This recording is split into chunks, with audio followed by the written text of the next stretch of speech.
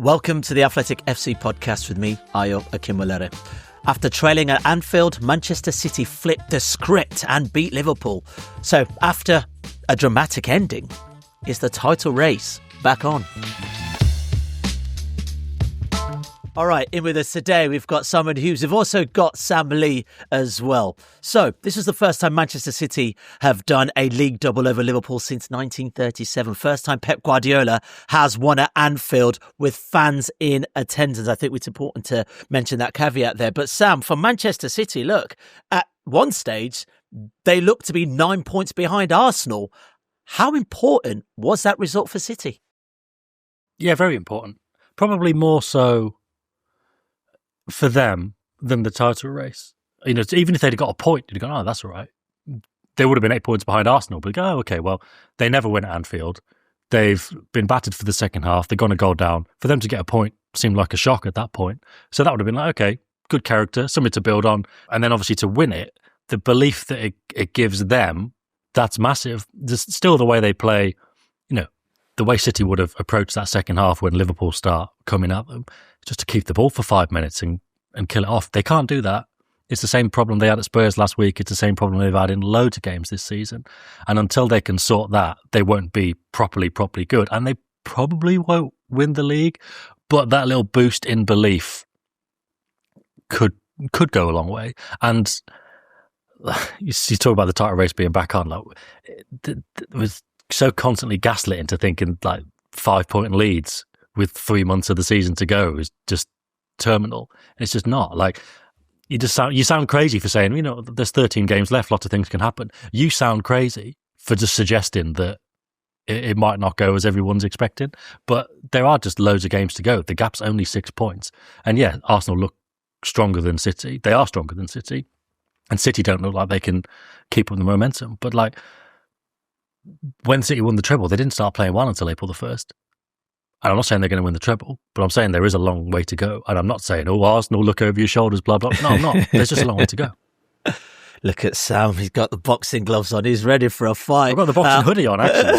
Have you? Maybe it's manifesting. Yeah.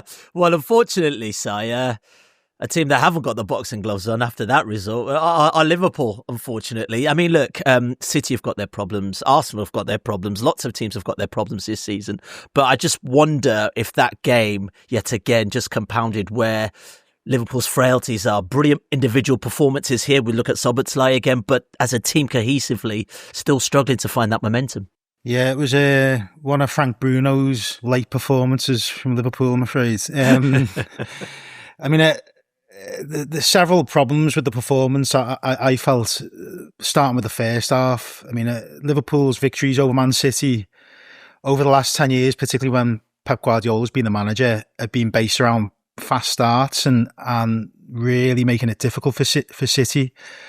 City came to Anfield in a run of bad form, I think 1 win in 6, and Liverpool just couldn't get going. I don't know whether there was a decision by the manager or the head coach to sort of absorb a bit of pressure and try and hit City on the counter attack. But I mean, City should have been at least 2-0 up at half time, I felt.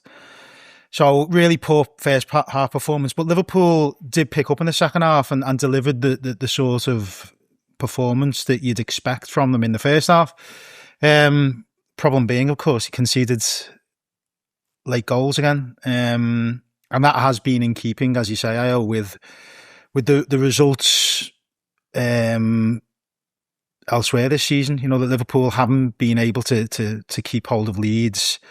And I think they've now surrendered at 8 points in injury time. I think that's right. You know, four late goals after the 90th minute, which is very unlike Liverpool over the years. And I just think conceding late goals either side of half time, it's just a really bad habit to be in as a team.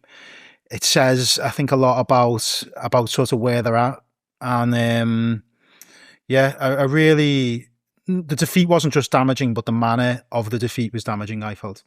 Yeah, just thinking in terms of coming into this match, who needed the points more? Because, you know, Liverpool have got potentially Champions League aspirations, currently 6 points behind Chelsea at the moment in time. Manchester City have now, still 6 points behind Arsenal. It could have been 9 points. But the reality is these two teams are gunning for two very different things. Where would you say the point should have lay, or who needed the points the most, gents, from that match? We'll start with you, Sam. Look, whatever we think of City's chances of winning the title, the margins in the title race are far smaller. So you need more points. If you're trying to go for top 4 or possibly top 5 this season with an extra place like it was last year, you can lose games. And you don't have to be perfect. The amount of times over the years, that famous thing of, does anybody actually want this 4th place, when it's like a flawed Spurs team or a United team or a Chelsea team or whatever going for it. Like, you don't have to be great to get in the top 4, top 5. And if you are trying to win the title, like I say, I don't know if they will or not, but if you are trying to win the title, you need to. Like Bernardo said, they felt before the game if they'd lost, that would have been it for the title. Whether he's just saying that for dramatic effect afterwards or whatever, that's how it would have all felt for all of us. Even if they'd drawn and gone to 8 points, that's how it would have felt, because the margins are much smaller. So therefore, I think it's more important for City. But I obviously take the point that for Slot's future and just the general feeling around Liverpool this season, it was obviously important for them. But if you're talking about sheer points and importance in the table, then surely it's got to be the team with the bigger aspirations. Yeah, we'll talk about Slot's future later on, Simon, but there's something to that really in terms of Liverpool building some sort of momentum to finish the season in a strong place. Well, I think the problem for Liverpool all the way through the season has been consistency. They haven't put a run of form together, a set of results that makes you think, they can, definitely get into the Champions League places. So what they have to do between now and the end of this season is something that they haven't done really this season at all. And I felt that after beating Newcastle, Manchester City, was a big opportunity to put 2 home wins together back to back, something they haven't done too much of this season, and earn a bit of trust back, with the fans, because the fans at the moment, I think there's an element of fatalism setting in, and this does have a role with Liverpool. I understand sometimes Anfield can be quiet and. Somebody was saying earlier about the City fans singing "Is This the Etihad," which I thought was quite funny, to be fair. And Anfield can be like that at times, but where they went wrong yesterday was just not getting the fans on side straight away by starting fast early, and there was concern crept in. So what's happened now is they've actually delivered a decent performance in the second half. Still ended up losing in a bad way. And I think it just erodes that trust that needs to be there for Liverpool to get to the point where they need to be, where they can actually at least get somewhere close to expectations this season. So, yeah, there's a lot of work to be done, because they've got a game coming up against Sunderland, which, if they were to lose that one, they'd be suddenly potentially behind Everton, and I think with the same amount of points as Sunderland, which if somebody had suggested that at this stage of the season, at the start of the season, I wouldn't have believed you. So, Liverpool have to find a way to get themselves in a place where they can put a run together of victories, not just an unbeaten run, but a run of victories. I think that alone will get people believing again, just purely because of the results. It's not a team that's capable of grinding out results at the moment. That's the reality of it. Yeah, we can't have come this far without talking about how the match ended. The VAR madness, as you've mentioned in your piece, Simon. Look, from a football purist perspective, just let the goal run. And I know they've got a job to do, and I know they did the things they need to do by the rules. But what did you make of the madness at the end? Right. Is this what entertainment looks like now? Is that how we're defining entertainment? I mean, there's a wider discussion to be had, because by the letter of the law, the referee and VAR made the right decisions, which is undeniable. But with the process of VAR, after it was introduced, the laws and the rules have changed, which means that a right decision looks differently or is received differently now, because it is, by the letter of the law, the right decision. But in the article, in the offending article that you mentioned, Ayo, they I think 10 years ago, before VAR, if that goal happens in that circumstance, the goal is awarded, both players stay on the pitch. Maybe Szoboszlai. I mean, Szoboszlai if there's a red card, I can understand why Szoboszlai he should be sent off. Really, and Arne Slot was adamant that he said he should have been sent off. He should have been sent off, and it should have been a goal. And I just think that the logic is working backwards for the referees. So rather than judging it on what Haaland has done and working backwards, I think in the spirit of football, in terms of logic, we now got a decision where a goal has been disallowed because we want to send a player off for preventing the possibility of that goal being scored, even though he hasn't prevented it because it's been disallowed. I mean, make sense of that. I mean, we seriously having this discussion about football. It's like it's just pointless, really. So, yeah, I mean, I think it should have really been a 3-1 victory for Man City and a red card for Szoboszlai. People will say, of course, well, it doesn't really matter. It hasn't affected the results. Well, it will matter next time, when it does affect the results and this situation is still in play. So I think it is worthy of the debate. You also think about goal difference there, Sam. Potentially, who knows what the permutations will be towards the end of the season, right? I mean, taking a goal away in that respect, I mean, that can have ramifications along the way. Yeah, we were talking about 9 points a minute ago. Now it's going to come down to goal difference. It could do, but it's like there's always one decision in a title race that it can go back to if it's a close title race.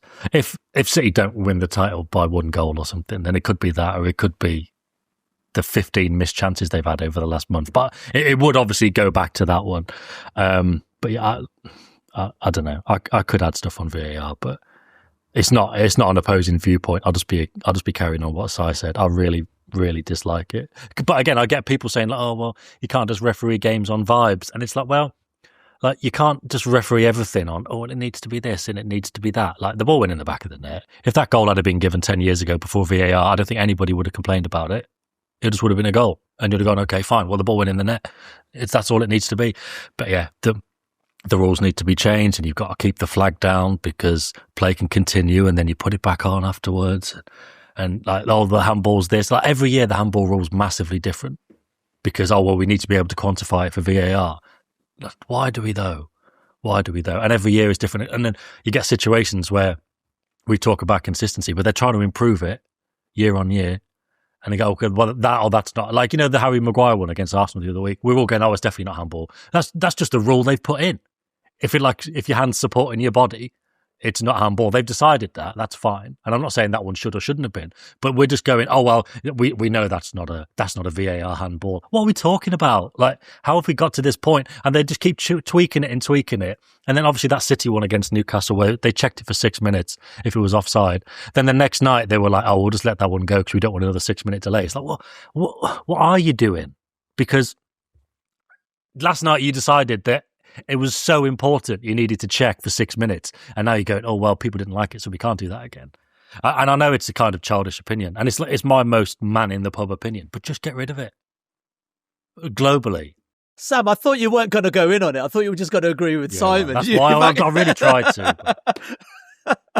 That's what Si wants, though, as well, isn't it? Like, Si, Jack Pitt-Brooke, a couple of journalists from other publications, we're starting the movement. We've got to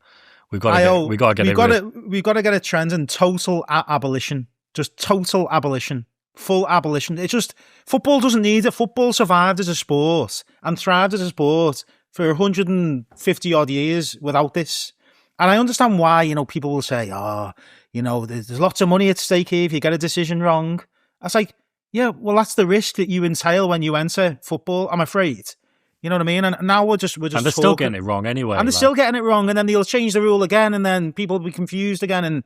But there are obviously moments where perhaps someone was given a penalty and maybe it wasn't the just thing to do. And I know it's still contentious in many respects, but you can understand where maybe bringing in some sort of check can actually help teams, or if anything, alleviate some of the finer mistakes that the human eye might miss. Goal line technology, fine. That's sort of very quickly. But football is a game of risk and interpretation. And maybe I come at it from a slightly different point of view. I've always been actually quite sympathetic of the referees. Referees make mistakes like managers do, like players do, like journalists do. Everybody make mistakes.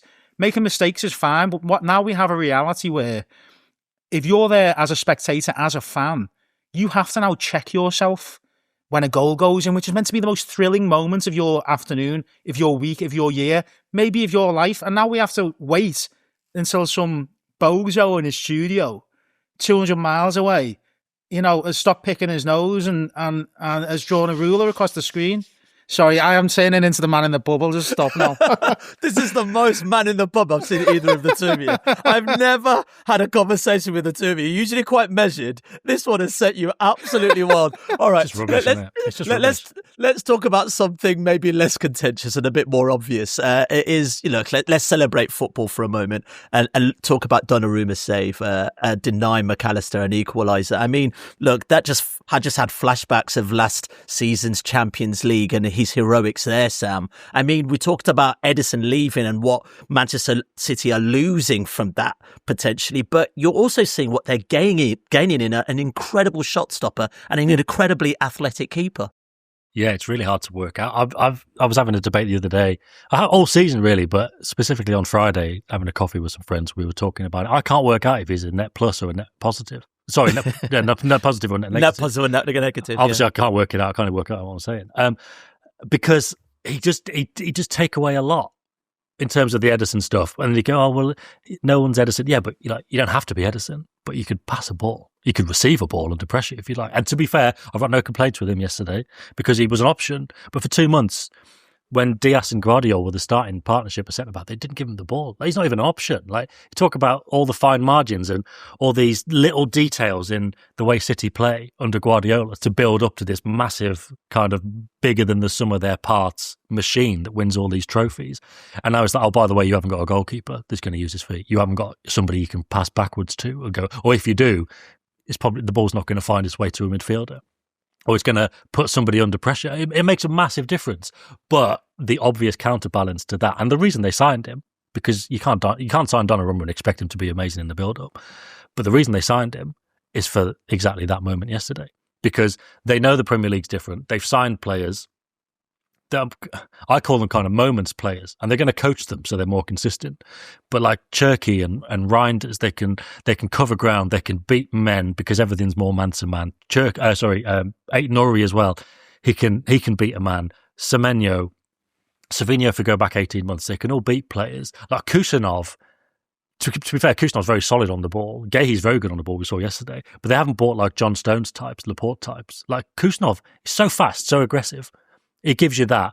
Donnarumma, he's not going to help you with the build-up, but he can make these saves. And they know that games are more transitional.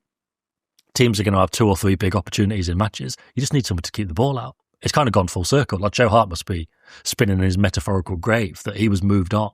But now they're like, actually, well, the build-up isn't that important. We just need somebody to keep the ball out of the net. And that is what he's good at. And the best example of that was yesterday. Everyone can make the same analysis. You don't have to be me. You don't have to be Guardiola. You don't have to, anyone. It could be the man in the pub that we have been on this show. That's what he was signed for, that kind of save. But also the ball came in the box afterwards and the punch away. That's the double whammy for a goalkeeper. I suppose ideally you'd catch it, but it was a great punch, got it away from goal. And those are the big moments and the kind of personality that they wanted to sign him to kind of breathe life into the defence, which they didn't really have last season. So in that sense, he ticks the boxes. But I'm still trying to work out if he's better overall or if if Trafford's got a better spread of ability, for example, because he can pass a bit better. He's more of an option. He can make good saves. Does he have Donnarumma's aura? No, he doesn't. But I'm still trying to work that out. But obviously Guardiola's already worked it out and Donnarumma's the way to go. But I'm not so sure. Can I have a quick word then? So if we're talking about Donnarumma on one side, we have to talk about Alisson on the other side, really. And, the penalty in itself has probably compounded some of the issues that Liverpool have right now across the board in all different positions. But, compared to Donnarumma, he's a keeper that has got Liverpool out of trouble so many times. And look what we saw yesterday.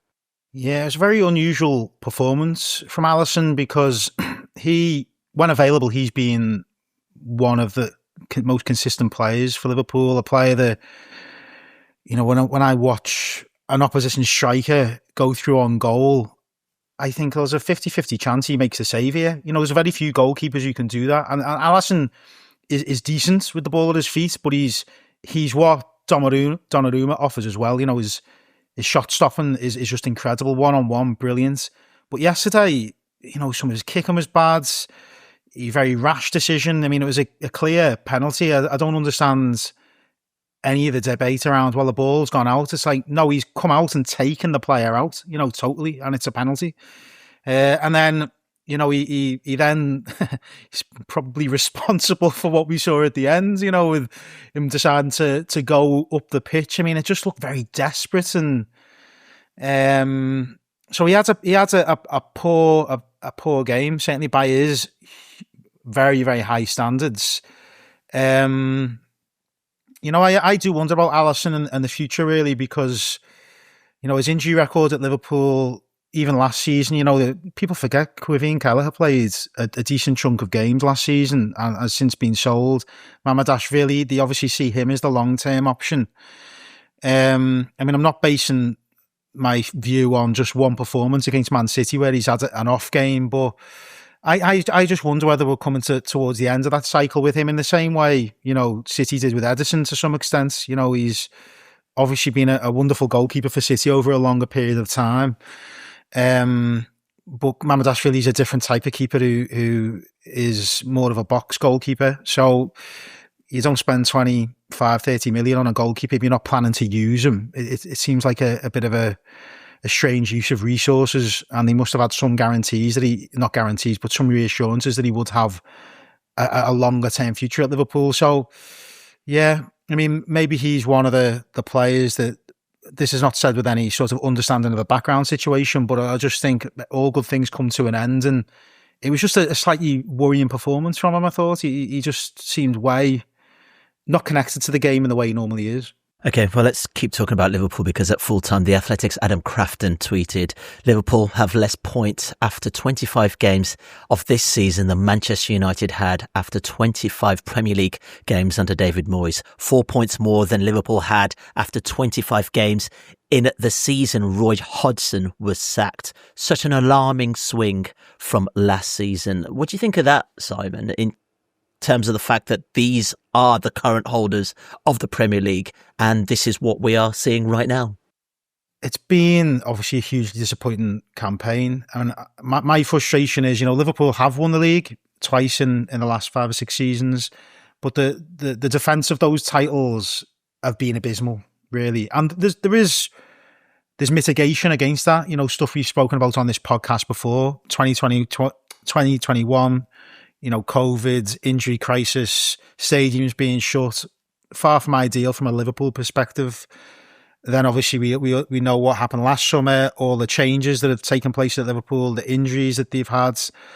So on both occasions, it's been really disappointing. We've seen over the last 10 years, City defend their title well. And that's the next step that Liverpool have to make. Liverpool as a club, yes, winning the title is important, but defending that title is just as important. It's the hardest thing to do, and Liverpool have made a hash of it on both occasions. So, I take the points about Hodgson, which is always used as the lowest barometer of any performance.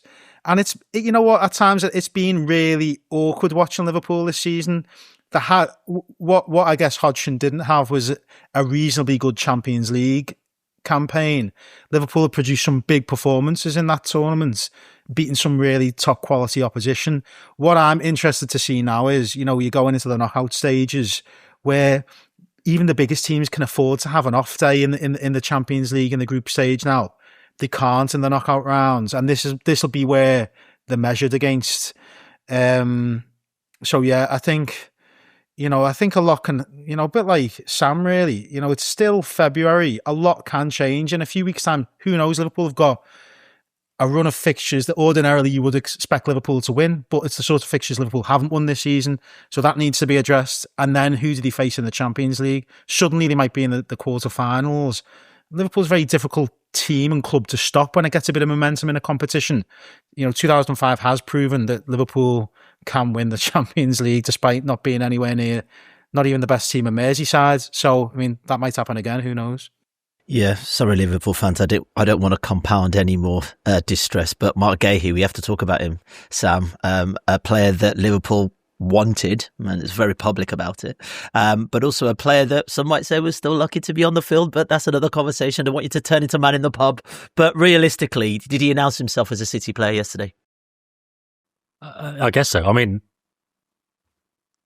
I've seen him play well for City before this, like the other week, but it was against Wolves at home on 3 o'clock on a Saturday. No one's watching.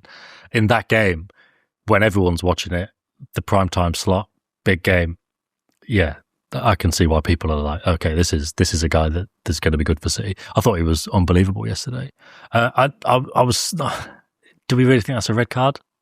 The Salah pull? Don't go into it. Just leave it. Okay. Just leave it. No, but it's not VAR thing. Just leave it. All right, fine. But he was great. I spoke to my mate earlier. I was like, did you see? And he was like, no, I haven't. He goes, what was? I was like, Guehi was good because my mate was a centre back. So I was thought, you might enjoy this performance. He was like, what was he good at? And I was able to type out a fair chunk just on a WhatsApp conversation. There was a one-on-one with Ekitike. Yeah, obviously the goal Ekitike scored against against Newcastle last week, when he used the outside of his foot as a centre-back, he can't be sure where he's going to go, like what movements he's going to do.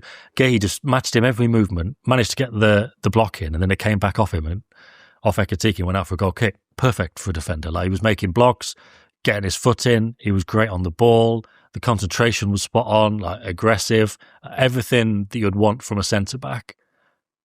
And considering, and we talked about the atmosphere at Anfield not being as hostile as it usually is against City, but they were booing him. There were times, especially in the second half, when obviously they did turn it up and the fans came into it more, and he wasn't fazed by any of that really.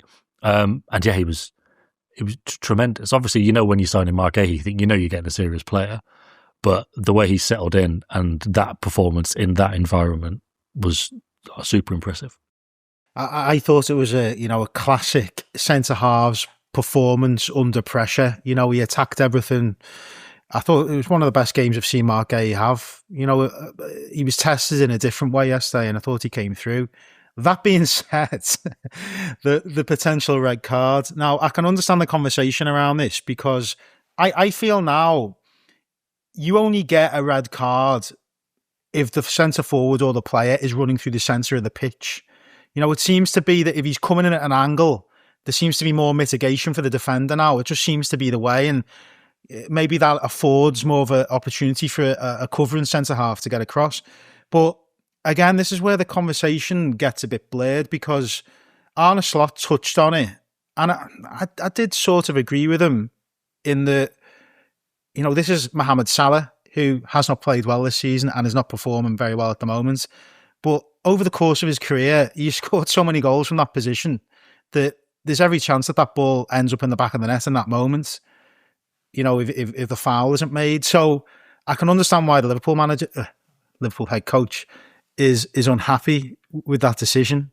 Because now it just feels like the referees, they'll just want to send it to VAR. Are we going to go back there again? Yeah, but Sai, when you say that, who's going to take all of Mo Salah's stats into account I know. Say that, there's a probability that he's going to score that goal? Like you can't do that. He's not on form either. Like, do you go, he's Liverpool's record goal scorer, or will be, or whatever, but he's not actually playing well. Where'd you balance it? It's a tough one. I accept all that. But with VAR, there is no room at all for common sense, because the evidence is usually there right in front of people, and there's no way back from that evidence, really.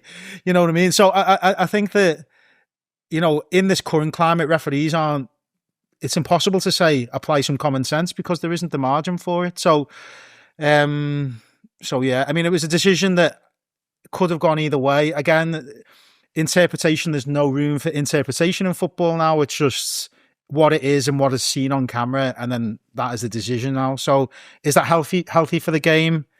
I personally don't think it is, but I'm sure lots of people will disagree. The pro VAR lot are going to hate this podcast, aren't they? But then they hate football, I don't know why they'd be listening. Don't come to the Athletic for intelligent conversation. Lord. This is just purely the men in the pub. Yeah. All right. Do you know what? I'm hoping he's good for Liverpool fans' mental state, but we need to talk about Arne Slot. And look, I'm not saying anything, and we haven't heard anything, but questions will be asked about his future at Liverpool. But let's focus on this season right now. Do you think he has what it takes to turn this around, Simon? Well, he hasn't proven it yet. And the worrying thing, as I say, is Liverpool have had promising results this season when you think, oh, they look like a really good team now. Second half, well, for the bulk of the game against Newcastle, apart from maybe the first 25 minutes, Liverpool look like a serious team. But they just haven't been able to consistently perform to a level that convinces you that they're capable of, going back to back to back. The sort of wins that they achieved last season, where sometimes the football wasn't that exciting to watch last season, Liverpool. People forget that. But they felt the way into games a lot and managed to grind out results, and they just don't seem capable of that at the moment. It is true that a lot has gone against them, but they can't focus on that. There's just no value in it. They have to find a way to work themselves back into form. I know that's just gobbledygook, isn't it? But I am a bit worried now after the manner of the defeat to City was concerning to me, because the different sort of the erratic nature of the performance. I was a bit embarrassed by the first half performance. Really, it was so passive and flaky, and just paid no respect to the history of this game and what has happened between the two teams over the last 10 years. So at this moment of time, Arne Slot has earned the right to work and try and find a solution to the problems that Liverpool have had. But my only concern is, he hasn't had a run like this in his managerial career. You're sort of criticising him for his success almost, but he's still a relatively young coach who has only been managing sort of top level football for a relatively short period of time, where largely everything has gone pretty well. This will be his biggest test ever this season for all the reasons that we discussed before. But at the moment, all he can focus on really is trying to get the points on the board that gets Liverpool into the Champions League.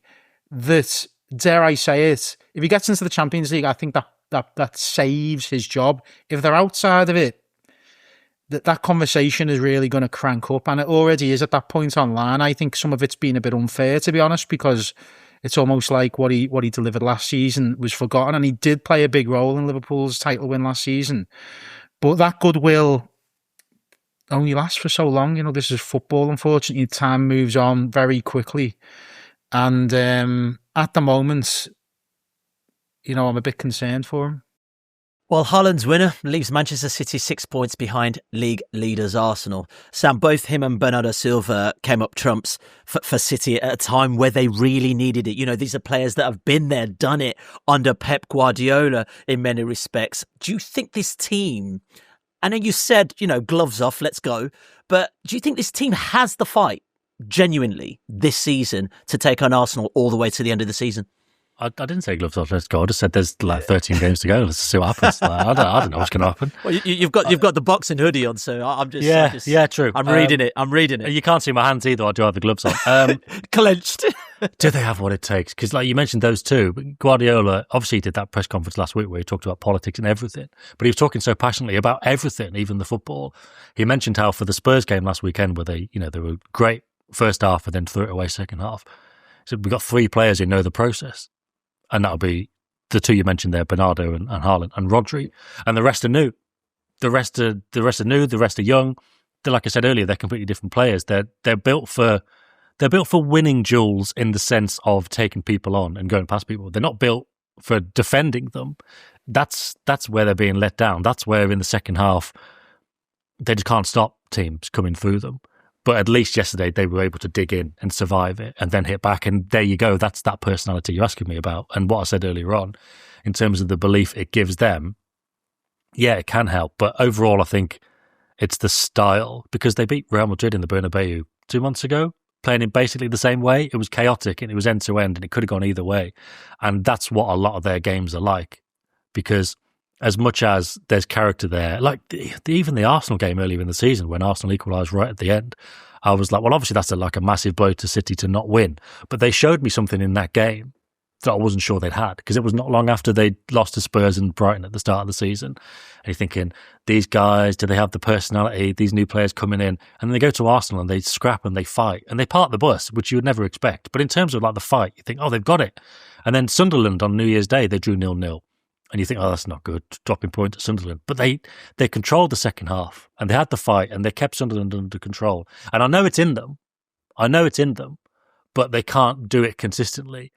Yeah, so it was really interesting to hear Haaland actually admit that he was a little nervous, or really nervous, I should say, before taking the penalty. I mean, does this just show where they are, City? It's not clicking, and perhaps, you know what, any slip up right now could really cost us for the rest of the season. Yeah, it was remarkable to hear Haaland speak that way, because you sort of see him as Superman, don't you, that nothing phases him. But it's a reminder, that confidence affects every player. But still, nevertheless, he is one of the main reasons why I think City could catch Arsenal. Because if he gets into the groove, City will be difficult to stop, and I think it will give the rest of the players behind him, some of the younger players that Sam mentions, a bit more confidence. So there's a lot on him, admittedly. But it's also the Guardiola factor. I mean, obviously, he has won many leagues. He knows what it takes. Maybe he knows that City aren't quite there yet. But, if it gets to within 3 points, I just think he's got the experience of being there. Arteta still, we've discussed this many times, but Arteta still has to prove that, doesn't he? These are just basic points, I think. But I think they could prove to be crucial. Certainly, City have to use this victory and get on a bit of a run now, because I can't see Arsenal losing many games if the gap between the teams is as it is. I mean, 6 points is only 2 games, isn't it? But I think that if it was to shorten and then shorten again, we'd really see sort of the mettle of this Arsenal team, and suddenly the players at City who are still getting used to the surroundings, the expectations of the club.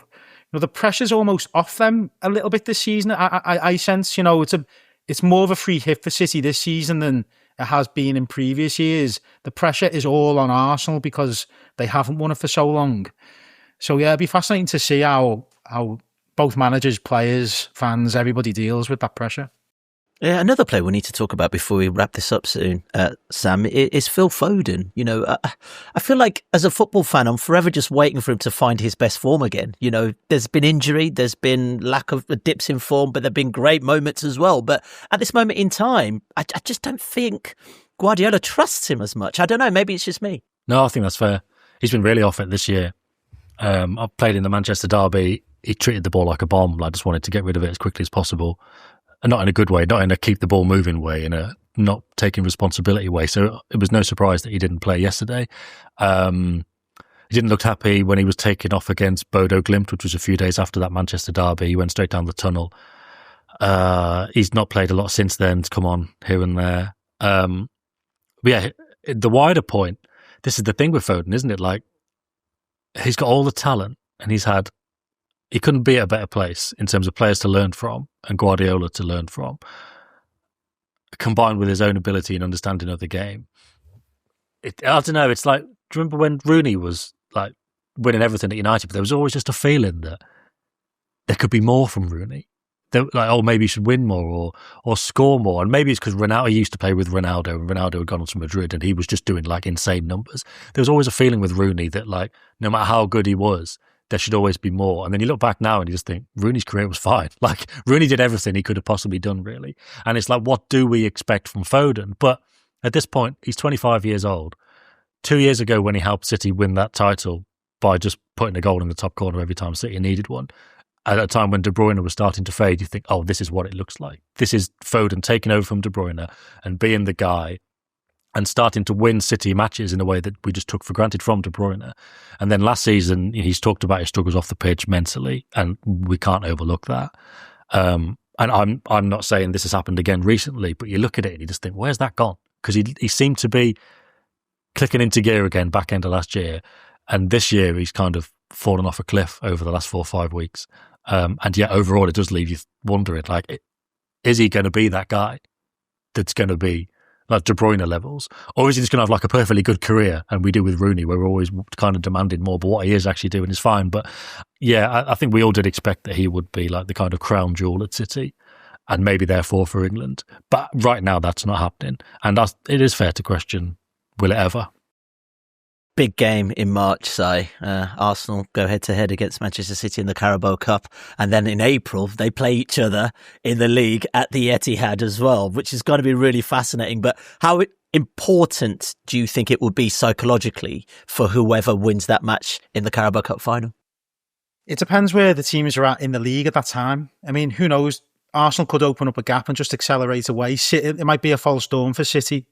But I think if both teams approach that game and they're pretty close and they both still feel that the league title is active, then it could be it could define everything, really. I mean, Guardiola has said in the past, hasn't he, about how important he thinks the League Cup is because, for some of the reasons Sam mentioned there, if they win a trophy, that will give those players confidence. People sometimes, dismiss the League Cup as not being quite as important, but I think a lot of managers now value it for that reason, that it doesn't always do this. Sometimes it can distract players and make them think that they're better than they are and that the season tails off, but it tends to be that a team that's going for a title and is in the League Cup, it just gives them that extra focus and that confidence that they can go and do something later on in the season. So yeah, I think a lot will depend on the results between now and then in terms of how significant that game will be in the title race.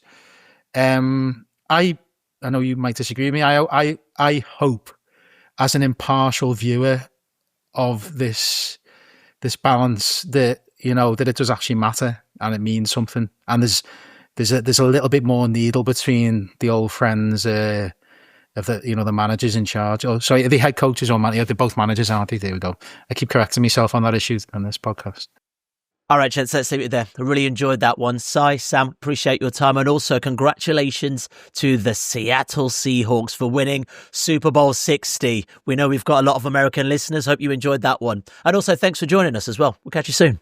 For more from the Athletic FC podcast, make sure you like and subscribe to the channel. We've got top journalists like David Ornstein, Matt Slater, Adam Crafton, Carl Anker, and plenty more through the entire season. Make sure you don't miss an episode of the Athletic FC. You can get it wherever you get your podcasts from.